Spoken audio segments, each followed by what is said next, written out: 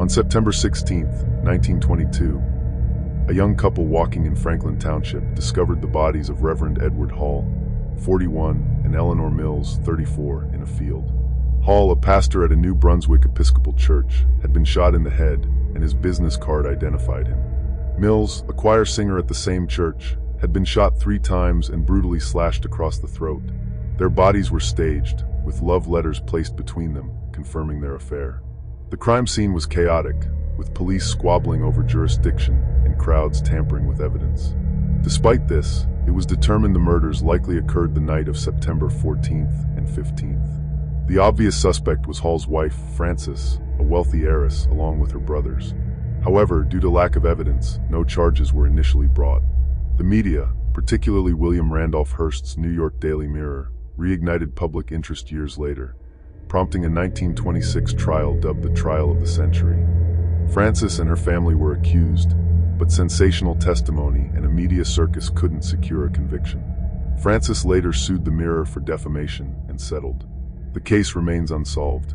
Speculation continues to center on Frances, given the clear motive of marital jealousy and the staged scene emphasizing the affair. Some theories suggest others were involved, including the KKK, but none have been proven. Frances Hall died in 1942 and was buried next to her husband in Brooklyn's Greenwood Cemetery. Today, their former home serves as the official residence of Rutgers's Douglas College dean. This case, overshadowed in history by the Lindbergh baby kidnapping, helped spark America's enduring fascination with true crime.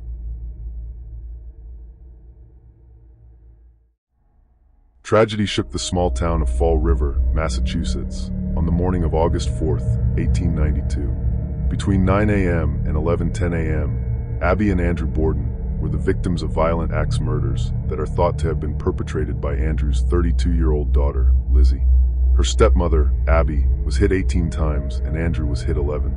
This event later became the basis for a popular, yet inaccurate, schoolyard rhyme which goes, "Lizzie Borden took an axe and gave her mother 40 whacks, and when she saw what she had done, she gave her father 41. Despite the accusations, Lizzie Borden was acquitted of the crimes.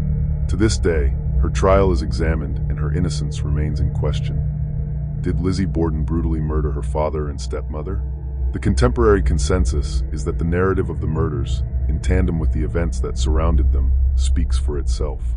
Local drug clerk Eli Bentz accused Lizzie of having attempted to purchase prussic acid, a dangerous poison, on the day before the murders. This was later determined by officials to be unrelated. The morning of the murders, police arrived at the Borden house, but did not diligently inspect Lizzie's room on account of her not feeling well. On August 6th, police did a more thorough inspection of the house and informed Lizzie that she was now a suspect. The next day, Lizzie was found destroying a dress. She claimed that she had planned to burn it because it was stained in old paint. At the inquest, Lizzie exhibited extremely strange behavior. She avoided even questions that would have been beneficial to answer and contradicted herself numerous times. Lizzie was arrested on August 11th, the final day of her 3-day inquest. The inquest's findings were eventually ruled inadmissible at her trial. The evidence that was presented, however, included a hatchet head found in the Borden's basement, which appeared to have had dust intentionally placed on it to give the appearance of not having been recently used. The victims' skulls, which caused an apparently surprised Lizzie to faint upon seeing them, and a lot of circumstantial evidence. After an hour and a half of deliberation, the jury acquitted Lizzie Borden on June 20th, 1893, because the majority of the prosecution's case had been composed of circumstantial evidence. Lizzie spent the rest of her days in Fall River, ostracized until her death on June 1st, 1927. Ever since the murders, investigators have attempted to understand just what happened that fateful morning. There are many theories, but the consensus is that Lizzie Borden most likely murdered her father and stepmother. When it comes to why, writers and investigators alike have proposed multiple theories, many revolving around claims of dysfunction in the Borden family, including allegations of sexual abuse and illegitimate sons, and even speculations on a homosexual relationship between Lizzie and the family maid, Bridget Sullivan. While such claims are interesting, few have gained a foothold. The most common explanation for the sudden violence with which Lizzie may have acted, her contradictory statements, and her erratic behavior has been the possible instability of her mental state. A few theories have even proposed that perhaps Lizzie had been suffering from a dissociative fugue. Lizzie's story became infamous. The violent events inspired documentaries, television shows, and short stories in the decades that followed. Despite her acquittal, Lizzie Borden remains painted as an axe murderer, forever condemned to be remembered by a chilling quatrain. The Hinterkaifeck murders, committed in 1922, remain one of the most chilling and perplexing unsolved crimes in history. The crime occurred on a remote Bavarian farmstead, Hinterkaifeck, where 6 individuals were brutally killed under deeply mysterious circumstances. The victims were Andreas Gruber, 63, his wife Casilia, 72, their widowed daughter Victoria, 35, Victoria's children Casilia, 7, and Joseph, 2, and their maid Maria Baumgartner, 44, who had just started working at the farm on the day of her death. The bodies of Andreas, Victoria, the elder Casilia, and 7-year-old Casilia were discovered in the barn, while Joseph and the maid were killed inside the house. All of them had been savagely bludgeoned to death with a mattock, a type of pickaxe commonly used in farming. The injuries were gruesome. Andreas and Victoria's faces were smashed beyond recognition, and young Casilia showed signs of terror, having pulled out chunks of her own hair in her final moments. The brutality of the murders shocked the local community. What makes the case even more chilling is the evidence that suggests the killer stayed on the property for several days after the murders.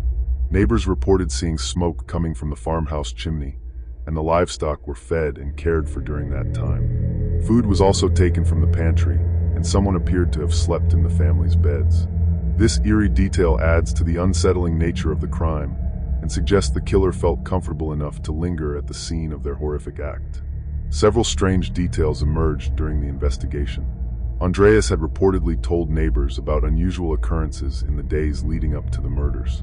He had discovered footprints in the snow leading from the woods to the farmhouse, but saw no tracks leading back. He also complained of hearing footsteps and strange noises coming from the attic, but he could not find anyone upon searching. Adding to the mystery, a newspaper not subscribed to by the family was found on the property. The family dog, usually aggressive, was said to have been strangely calm before the murders, further fueling suspicions of an insider or someone familiar to the family. The police investigation was hampered by the isolation of the farm and the lack of modern forensic methods. Over 100 suspects were interviewed, but no one was ever charged. Theories abound as to who committed the crime. One suggests Victoria's former lover or Joseph's alleged biological father, a local man named Lorenz Schlittenbauer, was involved. Another posits that a vagrant or drifter could have hidden in the attic before committing the murders. Some even speculate it was a calculated act of revenge by someone close to the family, possibly linked to rumors of incestuous relations between Andreas and Victoria. The case was revisited in 2007 by German authorities using modern profiling techniques. However, they refused to release their findings, citing privacy laws and the fact that all potential suspects were long deceased. To this day, the Hinterkaifeck murders remain one of the most haunting and chilling unsolved mysteries, leaving behind a trail of strange clues and unanswered questions that continue to baffle true crime enthusiasts worldwide. On Christmas Eve, 1945, a devastating fire destroyed the Fayetteville, West Virginia, home of George and Jenny Sauter, along with their 10 children. While 4 of the children escaped with their parents, 5, Maurice 14, Martha 12, Louis 9, Jenny 8, and Betty 5, were presumed to have perished in the blaze. However, when the fire was extinguished, no human remains were found in the ashes, sparking one of the most enduring and chilling mysteries in American history. The fire began shortly after midnight. George, Jenny, and 4 of their children escaped, but the remaining 5, who were thought to be asleep upstairs, were nowhere to be found. Attempts to rescue them were thwarted. The family's ladder, typically kept near the house, was missing and later discovered in a ditch far from the property. George tried to start his trucks to climb to the 2nd floor, but neither vehicle would start despite functioning perfectly the day before.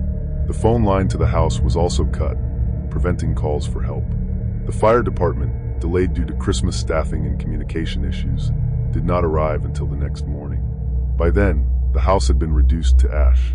Despite the intense fire, investigators found no bones or remains, which experts later said was highly unusual since even in extreme fires, bones are usually left behind. The fire marshal attributed the blaze to faulty wiring, But the Sodders did not accept this explanation and began to suspect foul play. In the weeks and months before the fire, George Sodder, an Italian immigrant, had been the target of several threats.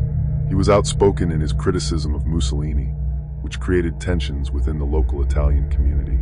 A man had warned him that his family would pay for his views. Another man, after trying to sell George life insurance, allegedly told him, "Your house will go up in smoke and your children are going to be destroyed." Around the same time, the family noticed strange events. A visitor to the house pointed out suspicious wiring, but claimed it was safe. The night of the fire, Jenny heard a loud thud on the roof, followed by a rolling noise. Later, an object resembling a pineapple bomb was found on the property, suggesting the fire could have been intentional. Over the years, the Sodders dedicated their lives to uncovering the truth. They hired private investigators, distributed flyers, and put up a large billboard along Route 16 displaying the children's photos. Numerous leads and sightings were reported. A hotel manager in Charleston, West Virginia, claimed she saw the children with 2 men and 2 women speaking Italian. Decades later, in the 1960s, Jenny received a photograph in the mail of a man who bore a striking resemblance to her son Louis. The back of the photo contained cryptic writing, "Louis Sodder. I love brother Frankie. Illo boys. A 90132 or 35. Despite their efforts, none of these leads brought closure. Several theories have emerged about the case. One suggests the children were kidnapped in retaliation for George's political views, possibly by someone connected to the Italian mafia. Another theory posits that the fire was a cover-up for the abduction. Skeptics argue that the children did perish in the fire, but experts counter that the absence of remains and the peculiar circumstances surrounding the fire make this unlikely. George and Jenny Sodder never gave up hope of finding their children. George passed away in 1969, and Jenny died in 1989, both without answers. The surviving Sodder siblings continued the search, but the mystery remains unsolved. The family's billboard, which stood for decades along Route 16, became a haunting symbol of the case and an enduring reminder of the 5 children who vanished without a trace. To this day, the Sodder children's disappearance is one of the most perplexing unsolved cases in true crime history.